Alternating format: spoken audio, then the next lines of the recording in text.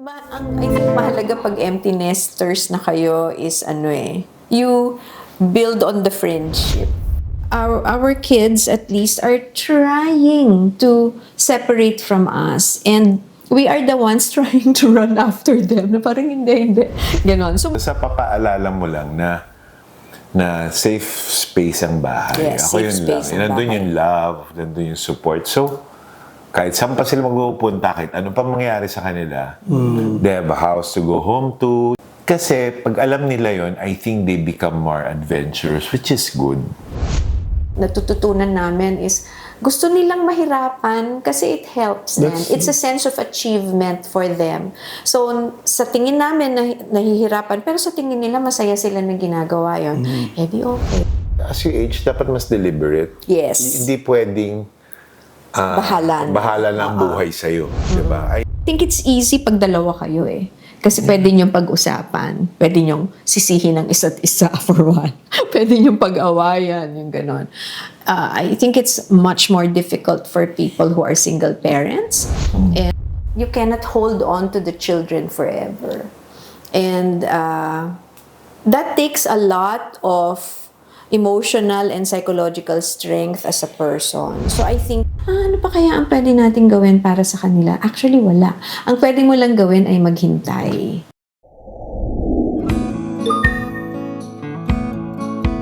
Senior Moments with Louie Montalvo. Welcome. We are already on our 4th season, and for this episode, we have as our guests two very good friends of mine, si Dr. Lou Rubin and si Mark Rubin. Lou has been my friend way back when we were still very, very young. And si Mark married her and also became our friend. For this episode, we thought of probing a little bit more into what many of you might be dealing with, emptiness, taking care of adult children. This is something that's very remote to me at the moment because my son is only 13 years old, but I think many from my generation are dealing with this particular phenomenon and situation at the moment. So, Lou, Mark, thank you. Oh, thank you, Louie. It's a pleasure to be Initially, here. it was just Lou, and then Mark offered to join us. So I said, No? So sure, let's go ahead. No, siguro ano lang muna, by way of background, can you talk a little bit about the two kids that you have, how old they are, and what they're doing at the moment? So either you or Mark. Ikaw, do you want to talk about it? Okay, we have two kids. Our son is older, he's 30 years old, and our daughter is 28. So they're both now living and working in New Zealand. They're doing their postgraduate studies. Our son works as a youth support worker, and our daughter works as learning support for young kids, teenagers with learning disabilities, and she's also doing her teacher training. So both of them are in the helping profession and slightly related to mental health in many ways. So, and at the same time pursuing further goals for themselves. So that's where they are. They don't live with us anymore. And so technically, Mark and I have classified ourselves as empty nesters officially like about a month ago, because that was when our younger child, our daughter, left home. No? Yeah. Sige, ano muna tayo? Backtrack. When did you move to New Zealand? In 2017. 2017. How old were the kids at that The time? kids, Patricia would be 18, 19, and then Gabe would be 22. Sige, because we also have a number of our audiences that are living abroad. Yeah. Okay. So, what was that like? Let's start there. Because there might be some differences of the setup if one were in another country compared to one were in the Philippines. Yes, I think definitely there will be a huge difference. Because we were not, when we moved, the children were, Gabe had already finished his first degree from university. Patricia is halfway through. And then when we moved, it was a decision to go to a country where all four of us can move together and still remain a family. So because we wanted to still be able to guide and support them through the university studies, I think it was very challenging, no, for the whole family. Mark? I don't know, ikaw, honey.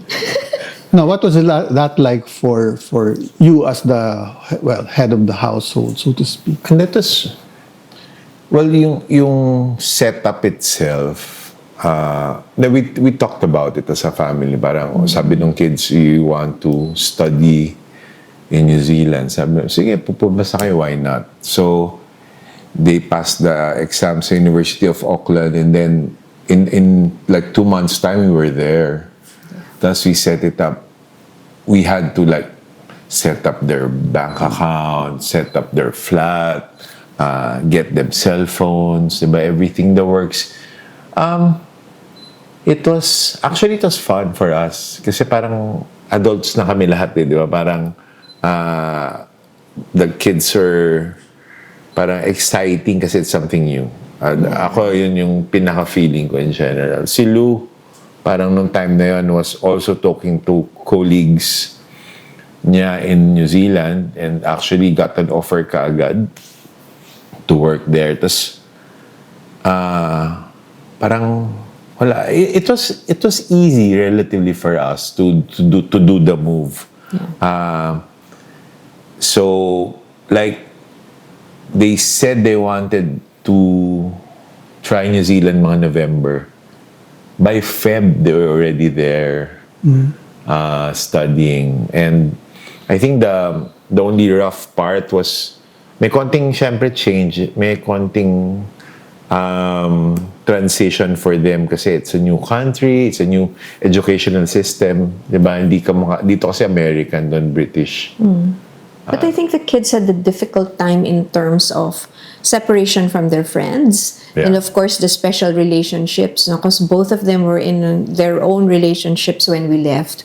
So I would think that given the stage of life where they were as young adults, that would be a very difficult one for them. But credit to our kids, I think they took it on. They understood what the end goal was. And the end goal was, in essence, for them to have more opportunities. Because at that time, we didn't see staying in the country as giving them the best opportunity. Parang nung time na yun, diba? Parang nag-usap lang kami, parang simple lang yung decision point namin ni Louie. Parang, do you think things here will change in our lifetimes or in their lifetimes? Tapos parang resounding yung sagot namin, parang no. So, that was the decision point. Sige, let's move. Yeah. Was there an adjustment in parenting Gabe and Patricia? Definitely. Entering into the young adult and then at the same time moving to a different country. Parang if you were to look back, did you need to recalibrate your parenting style when you move? Because I think many of our audience ourselves are also moving whether their kids are still young. But I think the way you look at parenting, at least from my perspective, is it's developmental. When you talk about parenting adult children, it doesn't really begin and end there. You know, you must have parented them early on, and by that, sorry, can you explain that? By that I mean, dapat naging magulang ka na nila the moment na ipinanganak sila. Hindi ka pwedeng mag-isip ng parenting when they're adults because the relationship should have been established by the time they become adults. And the attitude Mark and I took when we were having the children was, it's like getting to know another person. Na, di ba, the moment they were born, it's getting to know another person being brought into the family. Oo nga, anak namin, pero ibang tao pa din. Strangers pa rin sila. Strangers sila. They had their own temperament, they have their own attitudes, and individually, they're different. So, yun nga, nung una, isang anak, okay, 3 kami, so we were just focusing on one child. And then when the second child was born, we were saying, it doesn't double. You know, it's geometric. You know, it doesn't mean 4, but it complicates the dynamic in the family because then may dynamic silang magkapatid, may dynamic kami sa bawat isa, may dynamic kami. You know, so understanding all of those and balancing them. So, sa akin, yung attitude namin ni Mark about parenting Louie is, nagsimula siya from the time they were born, and then we try to get to know them. You observe.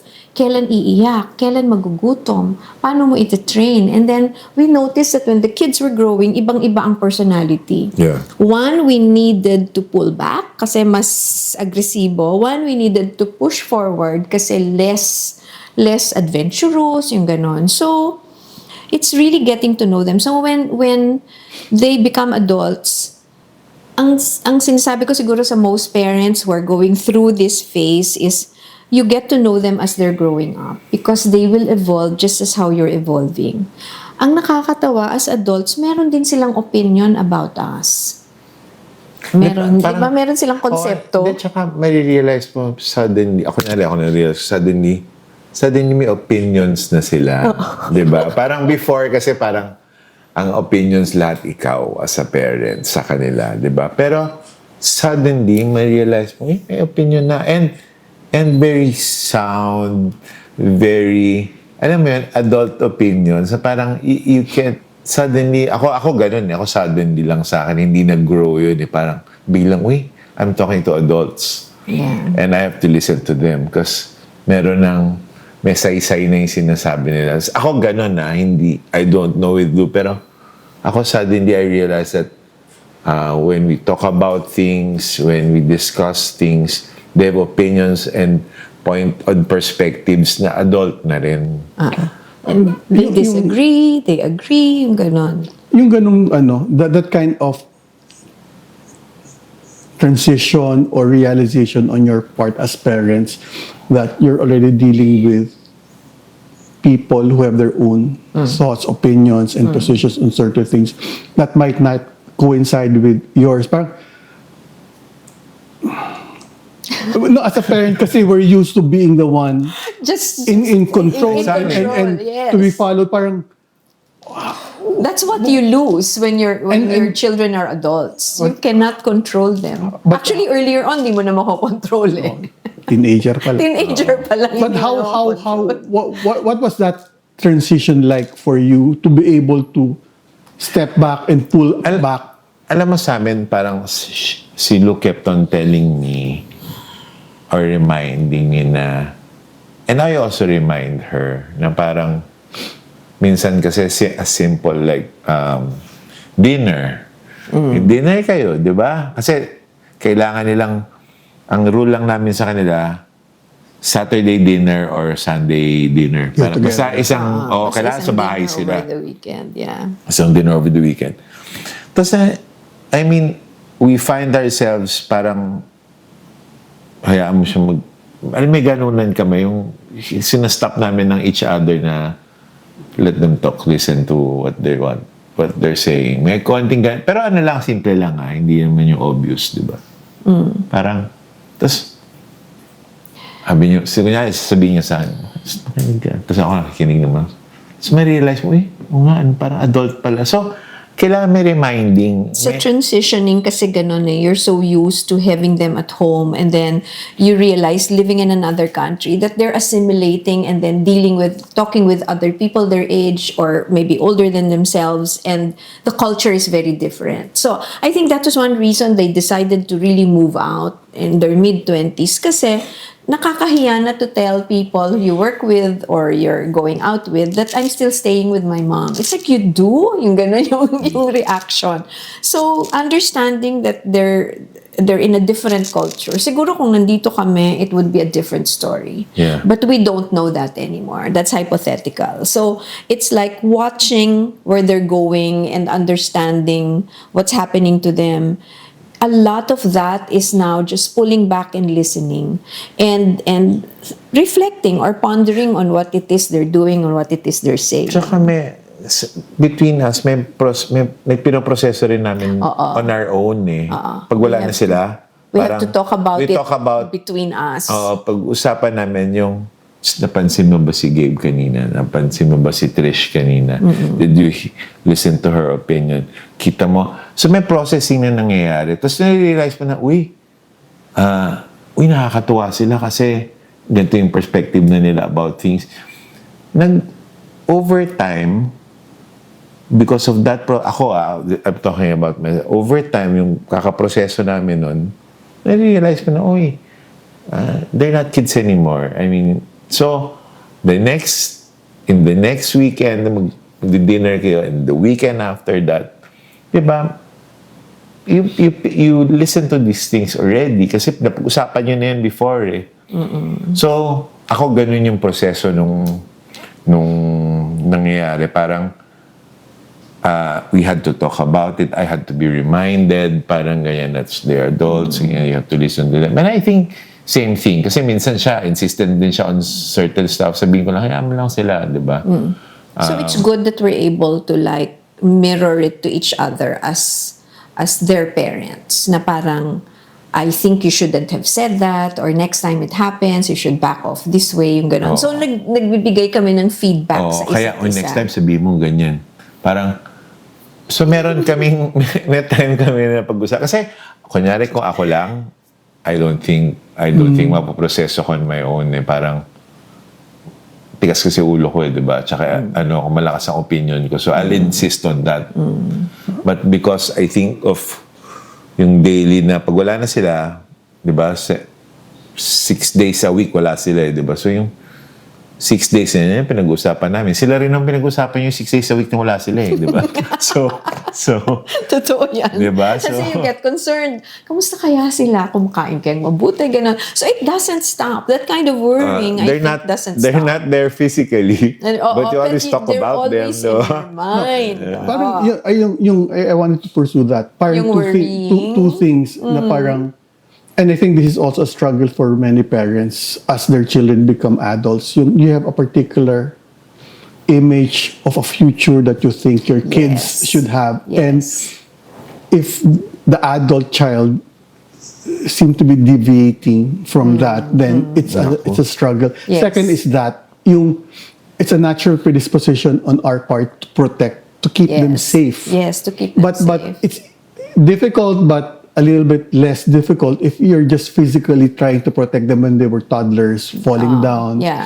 And that's the easiest part of parenting. Actually, preventing them from falling down when they're toddlers. So parang those two things, parang what was a transition? What helped you manage? Alin sa'yo? I think we always keep... Yung parang yung una yung... Ako yung una, gusto ko sagutin yun. Yung sige. future self. Hindi kasi parang, alam mo, at a certain point, you have to let go and say that I've done what I'm supposed to do. Di ba, kasi parang sinasabi mo, pag matanda na, ay, sana ganito siya, umabot siya sa ganyan-ganyan. Okay yun, di ba? Pero at a certain point, kunyari, malaki na sila ngayon. Parang wala ka na magagawa eh. Di ba? Kumbaga, you just wish that, basta ako, kunyari ako, nagawa ko na lahat ng gusto ko gawin, naituro ko na lahat. Parang wala ka ng control eh. Di ba? Hopefully, sabi nga ni Lou, dapat nagawa mo na yung parenting way before that. Yes. You have to do the parenting way before. Way before that. And wala bang grieving doon?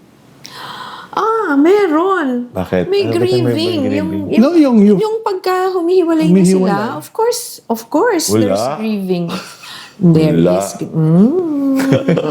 Ayaw umamin. Meron, Of course. syempre. No, I think, of course, there's No, because I think grieving. that's an important processing for the parent to realize or recognize that there's a sense of loss.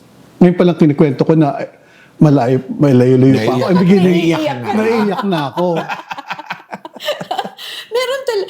Pero hindi siya sense of loss na may nawala. I think it's a sense of loss because they're no longer physically there. But when you see them do what they're doing and becoming individuals unto themselves, you know that you did something right. Okay. Alam mo, sabay eh. Parang may loss, pero at the same time, May joy. May joy, di ba? Ganon din. Pag nakita mo, nag-excel sila as adults in what they do. Kunyari, the kids, weekend kikwento nila, I did this. And parang ikaw, kami naman, galing. Pero on our own, natitirang 6 days of that week, yun pa rin nag-usapan namin. Di ba? Yung triumphs nila. And it makes you happy, di ba? Parang, so... And kasi, I think for parents at our particular stage, one, I think you have to believe that if you did your work as a parent prior, the work is done by the time they become adults, and you just see how they will make something of themselves as they go. Of course, hindi yun perfect. May mga moments na you will see them get hurt, or they're not moving at this trajectory that they want to, yung ganon, and you feel bad. But what do? You encourage them. So it's really a relationship with another adult, and it's I think, to me, ang perspective ko ngayon is it's really more becoming a friendship. Parang you develop a BFF in your children, You're able to start talking about your own feelings and your own challenges, your own joys, and they're able to listen to that, and they give opinions. They'll say, "Oh, I think, Mom, you shouldn't have said that, or you should have done this or that," and that is a very good exchange. I think when we have that kind of a relationship with adult children, it's part of parenting because you both grow. Yun nga, yung sinasabi ni Mark na nakikinig, tapos we learn something from them. Kasi ganun talaga. We are able to discover something of ourselves as we listen to the children. And they're no longer children, di ba? Yung minsan iniisip mo, ano pa kaya ang pwede natin gawin para sa kanila? Actually, wala. Ang pwede mo lang gawin ay maghintay. And other parents in other situations might be that their adult children do something dangerous, stupid, crazy. Yes. And it's one thing for one to say that let them go and all that on the assumption that their choices are relatively safe and rational. Yes. But what would a parent do when you see your child getting into something really, really stupid, crazy, dangerous, that might compromise their well-being, their safety? Parang hindi ko alam if that's happened. Oo, meron kaming experience na ganyan, and I think how we handled it was, we handled it very differently. We had to confront it na parang we had to reassure that whatever happens, we will be there, but we cannot make the choices for them, and there are consequences. Ganon. Pero habang sinasabi mo yon, heartbroken ka din kasi alam mo, kung nakinig ka lang sa akin, di sana hindi nangyari yon, di ba? Kung ginawa mo to, di sana hindi nangyari. Pero tapos na So, ang decision namin dun sa point na yon was, we will have to reassure them that whatever happens, we got their backs, and we will support them. But if something goes wrong, then they will have to face certain consequences. So, may mga consequences na And you allow them nangyari. to face. We allowed them to face that. And that was very difficult for us as well, Like, Tsaka hindi ka na matututo pag... yun nga, sasabi niya, hayaan nating matuto. Minsan kasi sa akin, parang, tulungan na natin, kaya naman nating tulungan. Tapos sabi niya, hindi matututo. So minsan, nung nangyayari yon, tatanawin ko lang sila kasi sa malayo, naglalakad. So sabi ko, pwede ko namang gawing mas madali. Kasi the tendency is you want to make it easy for the children, for them, Pero diba? pero they won't... Pero, lahat naman tayo natututo pag Sabagay. Pero di ba ngayon, ayaw na rin nila na ganun ang gagawin mo. Kunwari, oh, I can do that for you. Or, why don't I just buy that for you? And then they'd say, no, Mom. May afterpay naman So, huhulugan nila ang something. Diba?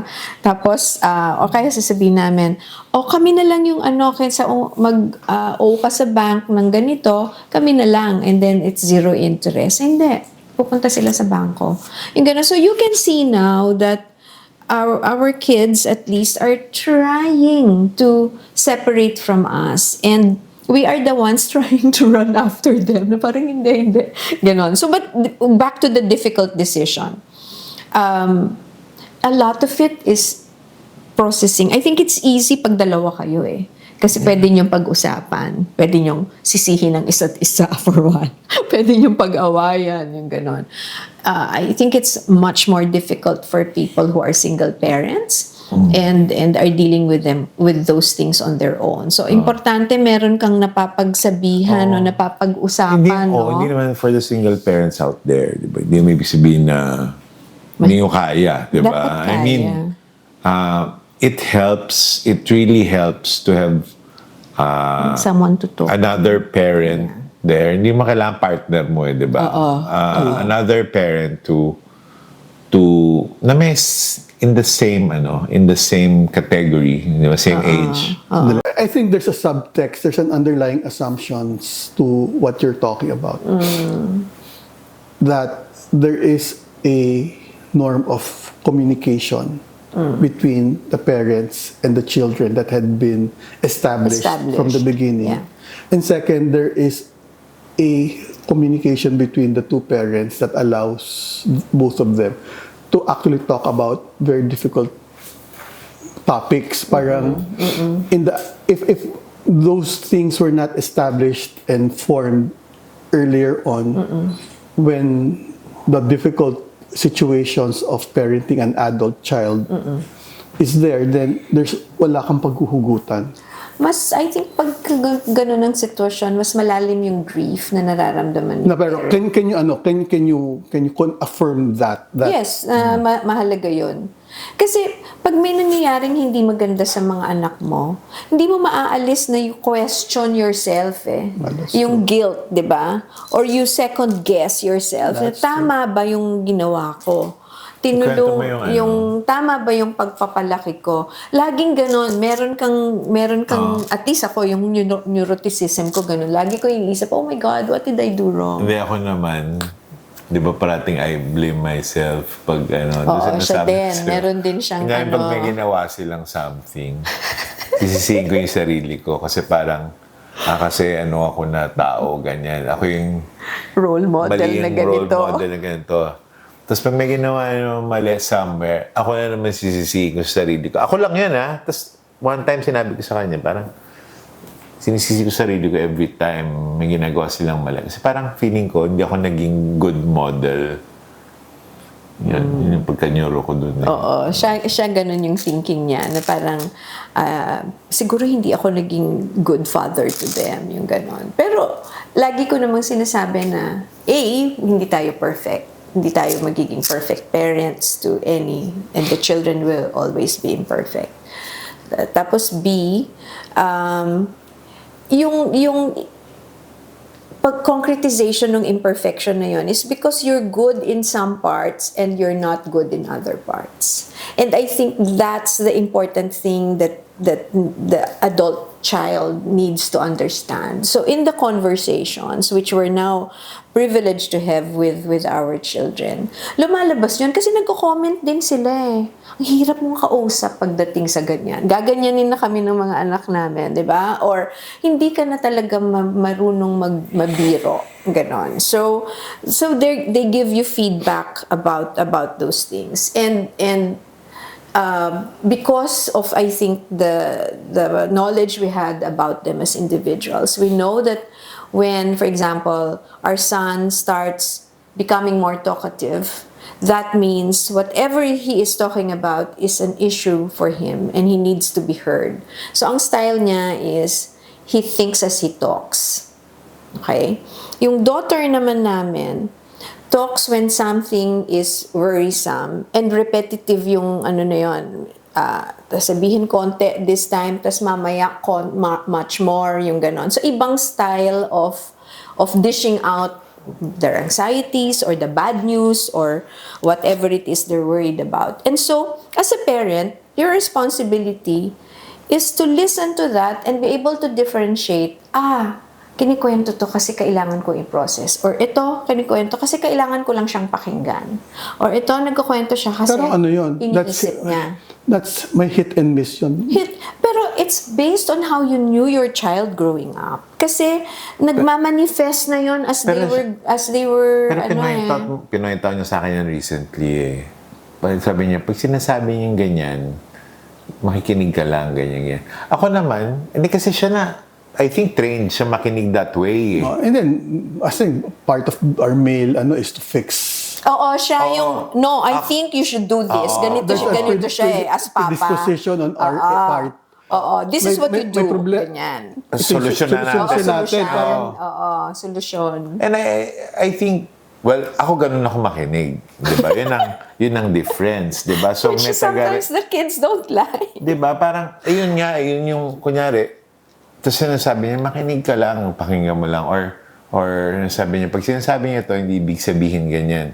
So, mahirap. Siya nga kasi professional, trained siya that way. Ako, simple lang, parang... Yung only because si Paolo is just entering to his teen years. And we know that the teen years are... Very challenging. Yeah. Parang yung... And that other transition is also very crucial. From teenage to young adults, where in the teenage years, communication is challenging. Yes, because it's they hard. do tend to shut down Yes. and to keep to themselves and look for other significant others to relate with. And sometimes all my friends are, hindi, babalik ni sa'yo yan. When they're adults, they will come back to you if you're able to maintain that relationship. Parang, can you that a bit more? Kasi from hindsight, kasi ako, teens, foresight pa lang ako. Teen years. And especially the teen years, and as they begin to move towards the young adult. I think isa sa mga magandang investment in the teen years is to know the friends of the children. Sa amin, I think we invested a lot of time and resources to get to know the friends. Kasi alam mo na yan yung circle. Pag kilala mo yung friends, mas lumuluwag yung loob mo kung anong nangyayari sa kanila eh. Kasi, and what we notice is now, the friends that they had at that time are still the friends they have now. So that's a really good thing. So, ayan, getting to know the friends. Secondly, I think ang natutunan ko din when they were teenagers is choosing your battles. You know? And choosing the battles would include, like, our son at a certain point, diba, wanted to grow his hair long. And I was saying, why? Anong panahon na yan, no? Napakaiba pa natin mag-isip. Ngayon, well, it doesn't matter. Yung ganon. And then, I was saying, but will I choose to battle with him about the hair or something else? Yung ganon. So, sabi ko, okay, for as long as you know how to wash it. And how to fix it. Yung ganon. So, it becomes a responsibility. Yun natutunan ko na when you allow them certain liberties, they have to be responsible they have to be responsible for whatever comes with those liberties. Yun sa akin parang parang nung time na yun, basta papaalala mo lang na safe space ang bahay. Yes, Ako safe yun space lang. ang Nandun bahay. yung love, nandun yung support. So, kahit saan pa sila magpupunta, kahit ano pa mangyayari sa kanila, they have a house to go home to, di ba? May pagkain, may kwarto. Kasi pag alam nila yon, I think they become more adventurous, which is good. Di ba? So, basta alam mo lang, anytime nandito kami to support you and you have a house here, you have food here, you have love. So, I think ako, ganun yung attack namin nung bata sila. Parang, yun lang yung kaya mo provide. Kasi yun yung sinasabi na babalik din sa eventually. Totoo. Basta solid yun. Basta At what point, Babalik? parang, how much of it is chronological, how much of it is also partly a function of their personality, where the teenage years seems to be, moving towards a more young adult type of Personality. The personality will come in talaga. Kasi, as I said... And what are the signs that they're moving away out from teen years to young adult? Kasi they become more calm. Mas kalmada sila. And you will notice it. Yung temperament, then mag-iiba. So, And it's not even chronological age. It's not chronological age. Kasi minsan, matanda na pag Papaltek pa rin.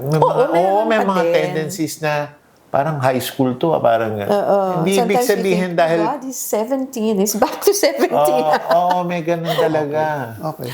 So, ang isa pang I think mahalaga in parenting is building rituals as a family. No, yung alam nila na this is what we do on a Sunday or a Saturday. Yung So do ganon. for Christmas, and what we so do do for for Christmas, New for Year. New Year, for their birthdays, for our birthdays, for alam nila standard na yon. And so maski ngayon alam nila that is the ritual or that is hinahanap nila yon kasi yun yung time that we're together. Like when they were very young, we would have Friday nights as movie nights. So we'll have popcorn, we'll watch a movie kahit pa ulit-ulit. Yun ang naman gusto nilang panoorin, 'di ba? So manunood kami on a Friday night. On Saturdays, that's sports. And then on Sunday, you go to church, we see their lolos and lolas, and then homework, yung ganon.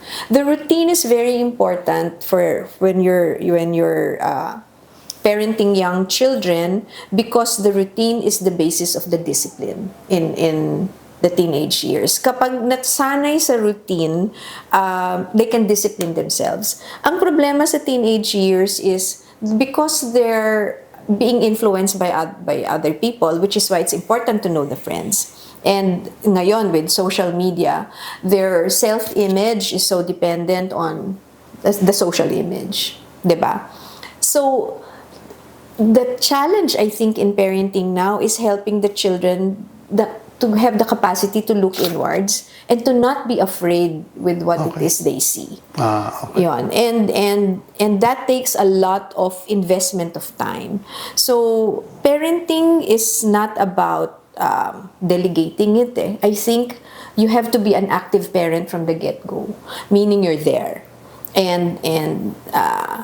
Pero, mahirap siguro ng parenting ngayon. Oo, mahirap ang Tell me parenting about ngayon because the world is so open. Hindi, pinapakinggan kita. Kasi nasabi mo, parang, it depends a lot on what you see Yes. as a parent. When you observe your kids, di ba? Maraming nangyayari sa kanila na natin na-observe. Oo, maraming nangyayari ngayon na hindi na-observe, di ba? Totoo yan. So, paano, when they're inside their rooms or when they're on their phones. Kasi we're talking about teenagers, di ba? Yeah.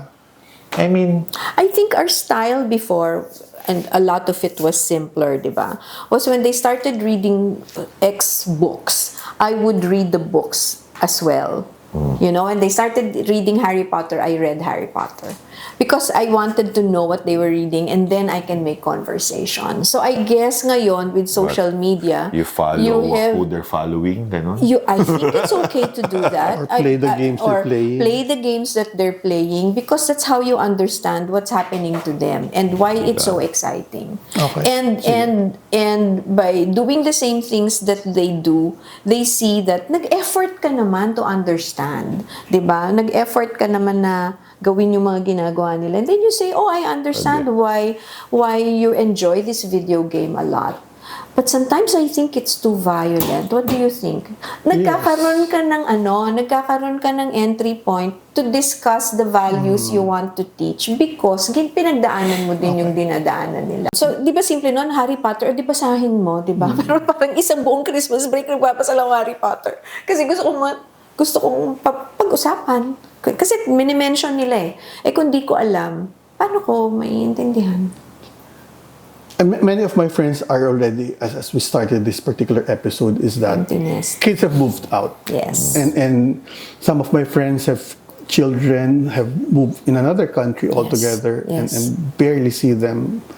What changed in terms of your relationship when your kids actually physically move out? And second, how does that impact your relationship with each other? Kasi parang when they're growing up, they're all with you, with us as their parents. The focus is mostly them.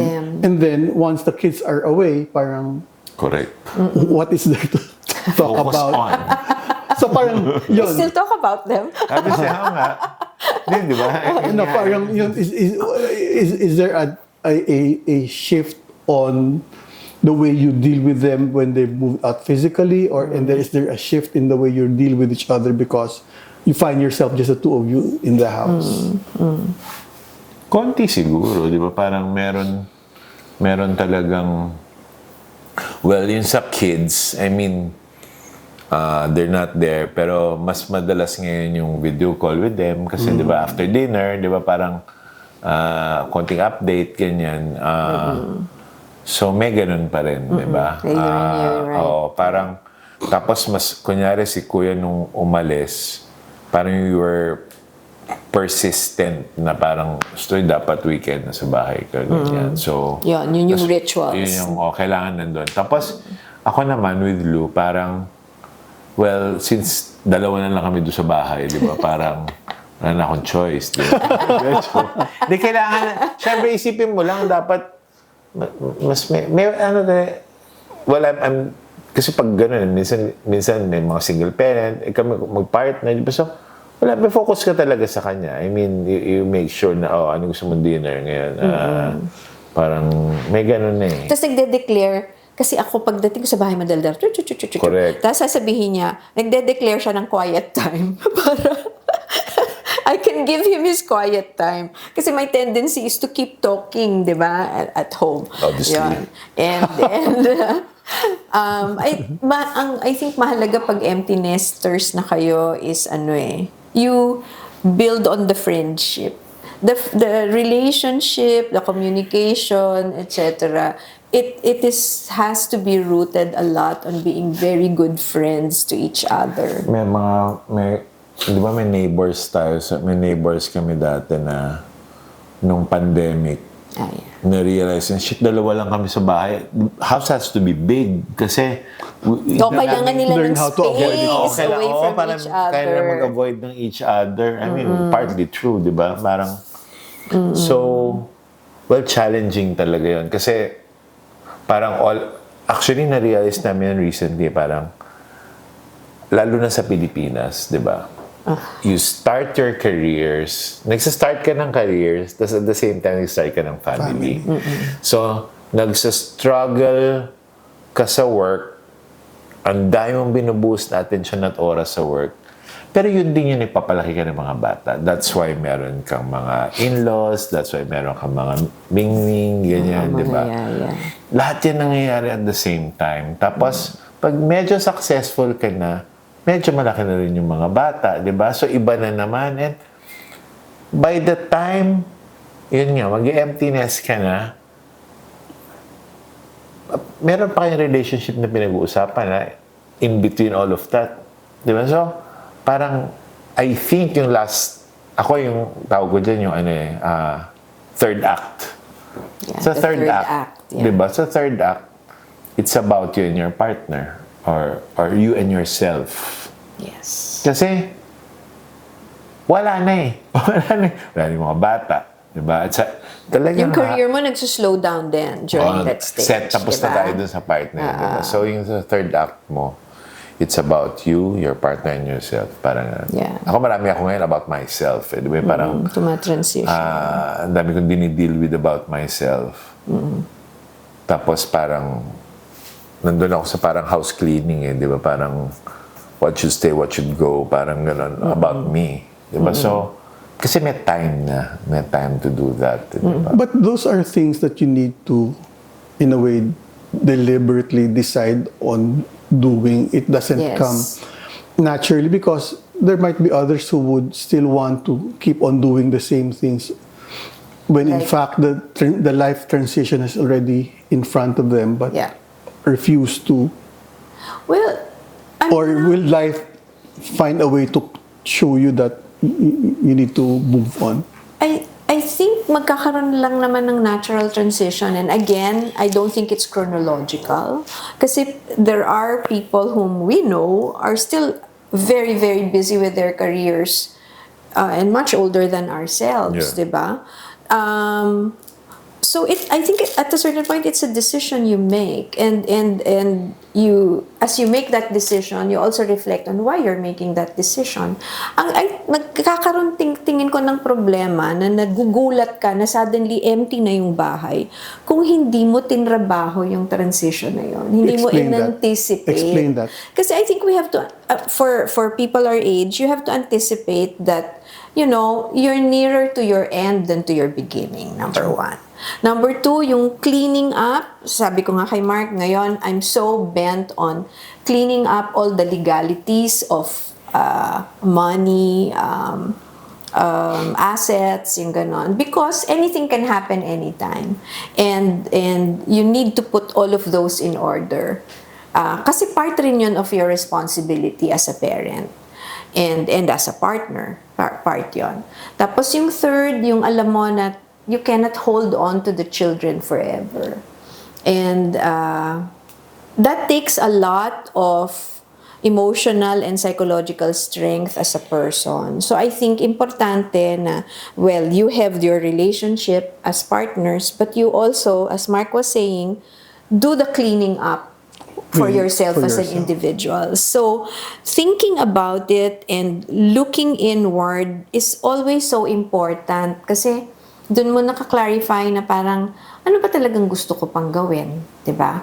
Yung sabi mo nga na you can go on with your life the same way. Yes, but life will catch up with you because our bodies are finite. Our strength is finite. At, di ba yung kahit Tsaka na... I think, as you age, dapat mas deliberate. Yes. Hindi pwedeng bahala na ang buhay sa'yo. Di ba? I think dapat mas deliberate as... Yung choices. Oo, kasi the wave we rode from when we started with our careers and our families, sinakyan lang natin yan. Kahit ikaw, you are the same wave, di ba? Your own wave, our wave. Pero, I think sa dulo, mas deliberate dapat. Yun ang nakakalimutan natin Explain lahat. Parang sa dulo, I mean, you should, kunyari, example, di ba na bypass ako last year? Sabi ni Lou, na we went to the discussion na parang, wala akong alam sa kahit ano. Okay? Parang ngayon, wala akong alam sa kahit ano. Ikaw nag-handle ng lahat ng finance, ganyan. So alam mo, I sat down, had the pieces of paper, I wrote everything. Passwords, accounts, titles, lahat. Ang dami kong 3 pages yun. Sulat na sulat. Saan pupunta motorsiklo ko, yung mga sino kanino kayo papamana. Alam mo, after that, I felt good. Kasi parang sabi ko, yan, anything that happens, you just have to read this. Everything's there. Diba? Tapos na-realize ko, ang ganda ng exercise kasi parang house cleaning yun. Parang, okay yun na. So, akala i-update lang yan. Tapos na-realize ko after doon, dapat mas deliberate ka about things pag mas matanda ka. Yun lang ang na-realize ko. Parang hindi na pwedeng hayaan mo na lang, di ba, yung wave. Di ba? Parang wala nang wave. Di ba? Parang, wala nang wave. What you do with, I think mas deliberate ka about your health. Yes. Mas deliberate ka about your time. Mas deliberate ka about your relationships, I think. Mas deliberate. Mas deliberate ka about your relationship with your kids, your partner, your friends, your friends, di ba? Friends na all this time nandyan lang sila kasi alam mo nandyan sila. I think dapat mas deliberate na to, di ba, touch base again, ganyan. Yeah.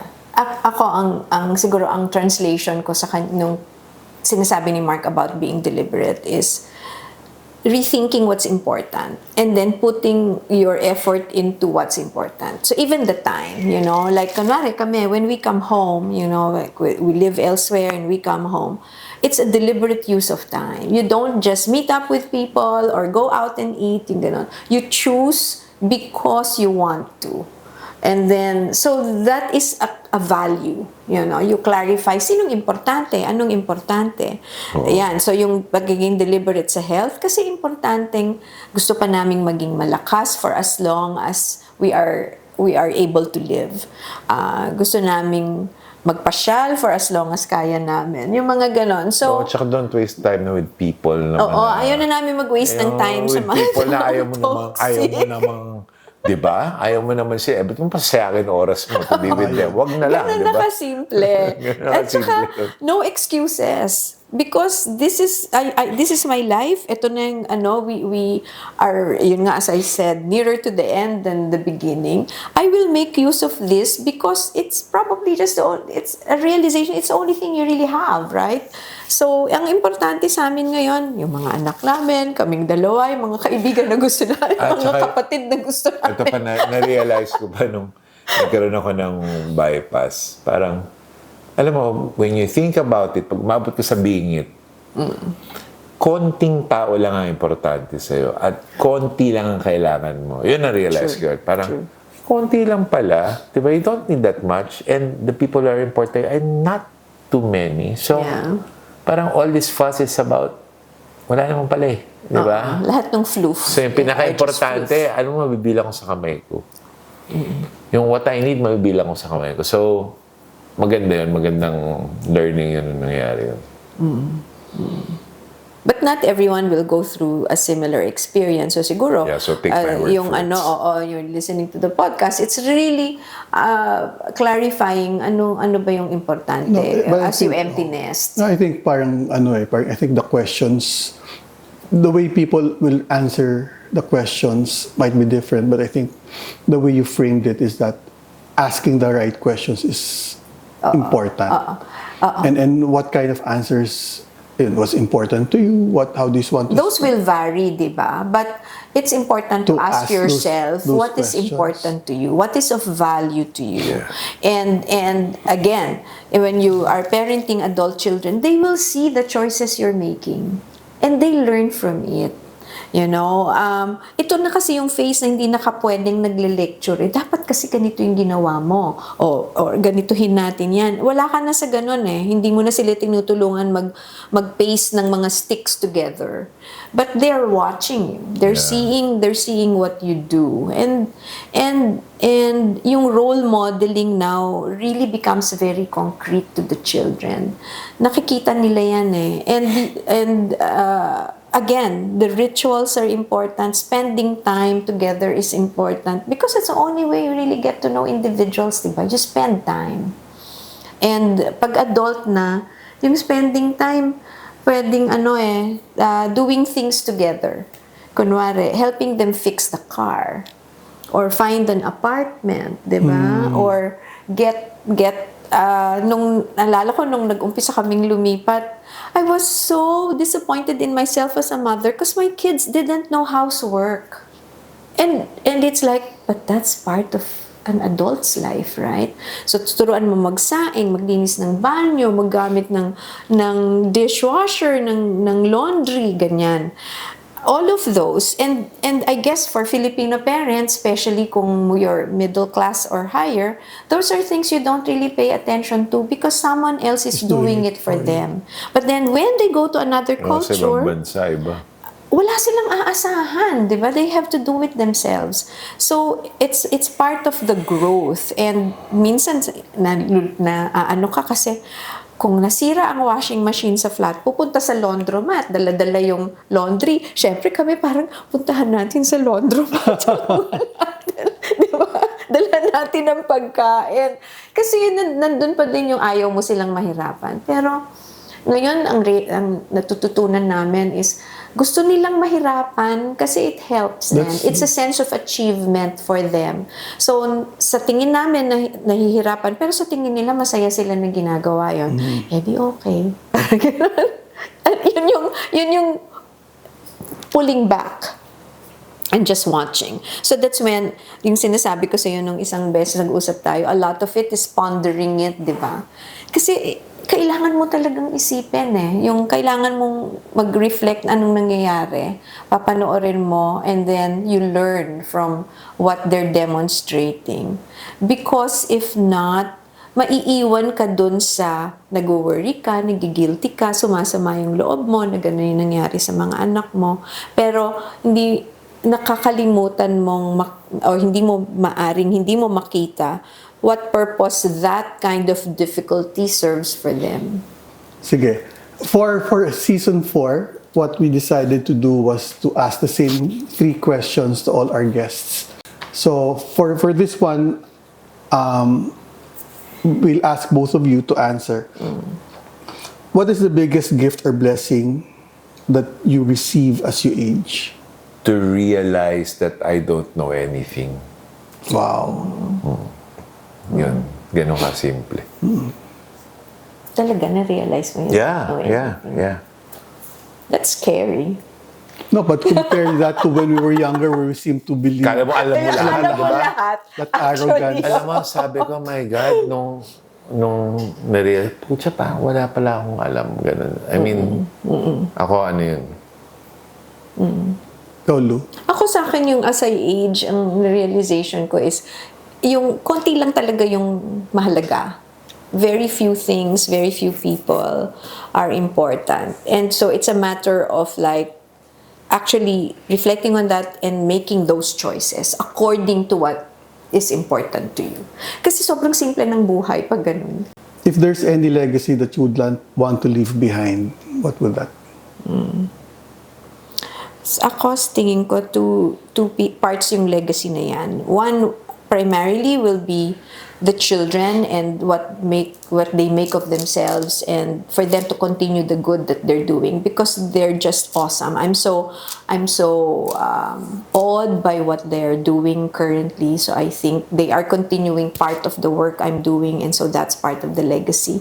The second will be, I guess, the young doctors and patients that I work with, because every life that I am able to have an impact on is going to be part of that legacy. And if I'm remembered for those two things, I'll be very happy. Wow. Galing ah. Ako wala akong legacy. Meron kang legacy. Wala akong Hello. legacy. Isipin mo. Wala nga. Ako basta okay yung dalawang bata. Parang basta ganun. Okay silang dalawa. Okay na ako nun. Ako din. Yun na yun. Okay. Oo. Okay si Paolo, okay na. Di ba? Ganun Oo, naman. totoo yan. Ako din. Okay, pag okay si Paolo, okay na. Yeah. Tsaka actually kami, sabi namin, basta nakita namin na steady na sila, pwede nang umexit. Time to go. Pwede na. Yung ganon. Message to the young. Okay. Well, lahat ng pinag-aalala nyo, lilipas lang yan. Matatapos at matatapos yung mga pinag-aalala ninyo. Ako message to the young, listen. Ako yun. Kasi nung bata ko, hindi ako nakikinig eh. Hanggang Diba? ngayon. Hindi ako nakikinig. So, ang message ko to the young people, listen. As in, totoong makinig, hindi yung totoong makinig. Kasi you can learn a thing or two when you listen. Okay, thank you. So clearly, this particular episode of ours with our friends, si Lou saka si Mark, we were able to probe and explore different facets of parenting, particularly. Ano kasi, I think even literature shows many books and many podcasts and many talks about taking care of the young, the kids when they're young and when they're teenagers. Very, very few actually prove the challenges and the gifts of parenting adult children. But clearly, based on this conversation, there's a lot to be had. And many of those of you listening are already in that stage of your life. And I'm not sure if we have enough discussions or resources to help us navigate that transition. So we hope that you learned a lot from this, and we will see you in our next episode. This is Senior Moments with Louie Montalvo, diving into the mysteries of the later years. Thank you. Wow.